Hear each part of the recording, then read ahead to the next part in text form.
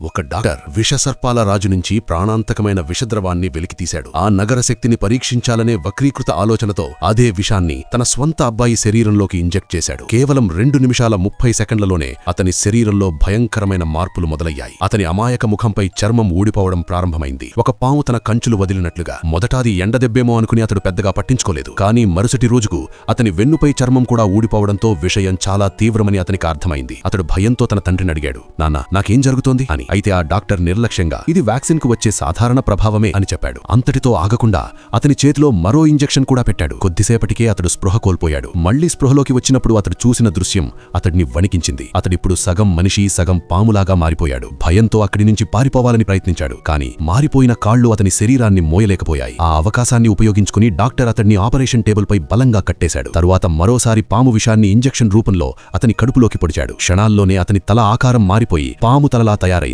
2 కాళ్లు కలిసి ఒక పొడవైన పాము తోకగా మారిపోయాయి. అందరి కళ్ల ముందే అతడు పూర్తిగా ఒక భారీ సర్పంగా మారిపోయాడు. ఇది చూసిన డాక్టర్ ఆనందంతో మురిసిపోయి వెంటనే ఇనుప గొలుసులతో ఆ మహాసర్పాన్ని లాగుతూ బయటకు తీసుకెళ్లి పక్కింటి వాళ్లకు చూపించాలని ప్రయత్నించాడు. కానీ అతను తలుపు దాటిన క్షణంలోనే ఆ భారీ పాము వెనక నుంచి అతనిపై దాడి చేసి విషపూరిత దంతాలతో కాటేసింది. కొద్దిసేపటికే ఆ పిచ్చి డాక్టర్ శాశ్వతంగా ఈ లోకాన్ని విడిచిపోయాడు.